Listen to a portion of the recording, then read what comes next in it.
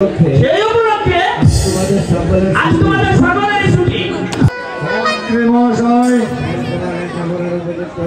প্রেম কুমার লেখাপড়ার উপযুক্ত হয়েছে। আমার মতে প্রেম কুমারকে লেখা পড়ে সুশিক্ষিত করে গড়ে তোলা একান্ত প্রয়োজন। এতে আপনার কি অভিমত? মহারাজ, আপনি যখন সম্মত আছেন আমার অবাদের কোনো কারণ নেই। আর বিলম্ব না করে মাস্টার সাহেবকে আমার প্রাসাদে পাঠিয়ে দিন। মাস্টার সাহেবকে পাঠিয়ে দে। কেন স্মরণ করেছেন মহারাজ? মহারাজ, মাস্টার সাহেব আমার একমাত্র পুত্র প্রেম কুমারকে আপনার স্কুলে ভর্তি করতে চাই। প্রেম কুমারকে লেখাপড়ার শিক্ষা দিয়ে সুশিক্ষিত করে গড়ে তুলবেন। এতে যেন ভুল না হয়। প্রেম কুমার আমার স্কুলে পড়বে, এই আমার বড় সৌভাগ্য। আপনি আগামীকাল প্রেম কুমারকে স্কুলে পাঠিয়ে দিবেন। মন্ত্রী মহাশয় আপনি আগামীকাল প্রেম কুমারকে স্কুলে ভর্তি করে দেবেন। আমি তাই করব মহারাজ। চলুন মহারাজ, আপনার বিশ্রামের প্রয়োজন। মন্ত্রী মহাশয় চলুন।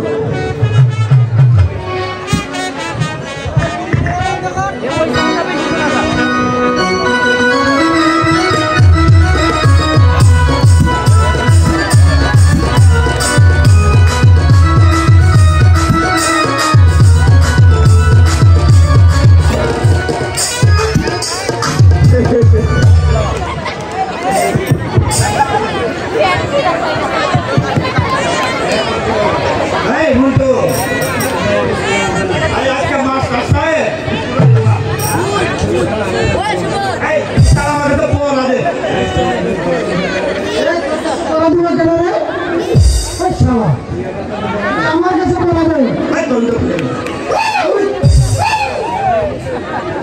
মাস্টার সাহেব স্কুলে আইব না।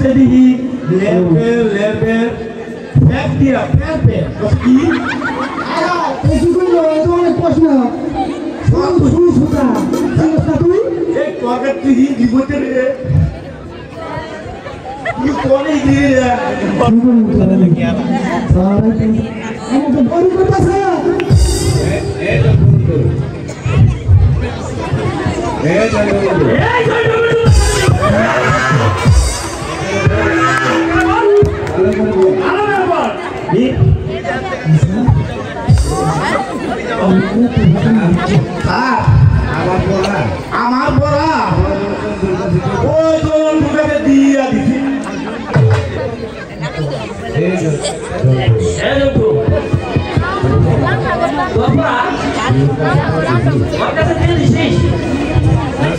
না স্যার, আমার কাছে না তো।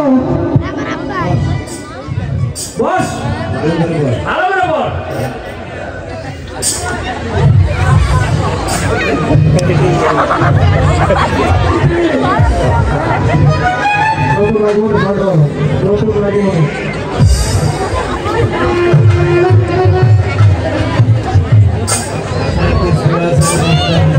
মাস্টার সাহেব কি স্কুল আছে? মাস্টার সাহেব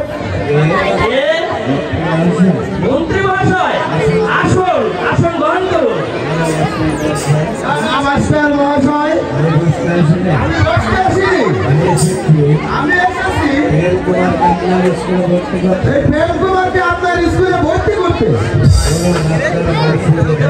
বলুন আপনার মাসিক বেতন ভর্তি ফিস কত?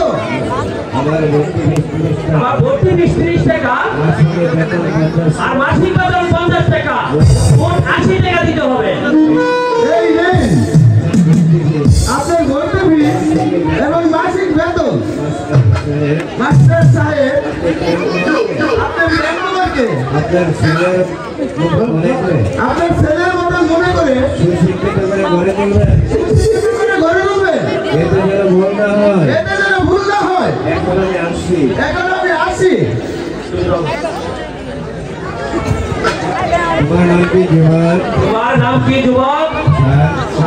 আমার নাম যুবরাজ প্রেম কুমার। আমার নাম যুবরাজ প্রেম কুমার। বেশ বেশ ভালো নাম তোমার, তুমি ভালো করে লেখাপড়া করবে। স্যার, স্যার,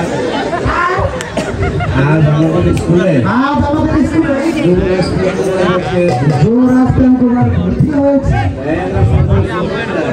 সরকার ছুটি চাই। তুমি ঠিক বলেছো বন্ধু।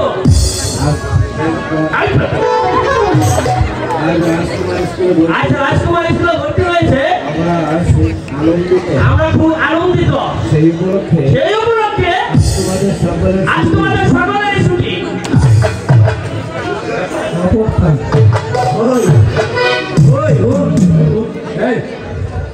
এই জন্য আমি শুনে না তুমি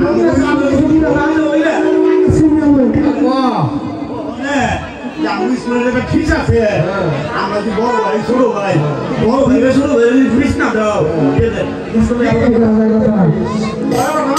এই ফিস আমরা সামনে না তো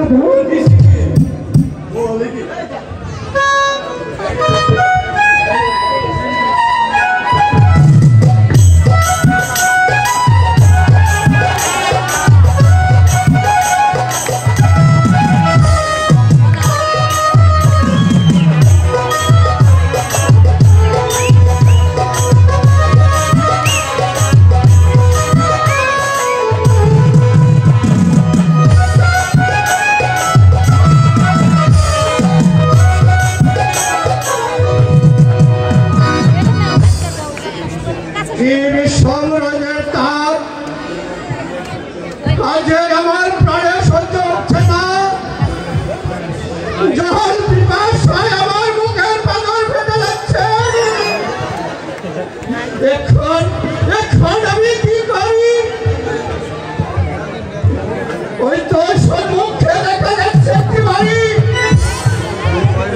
আমি ওই বাড়িতে গিয়ে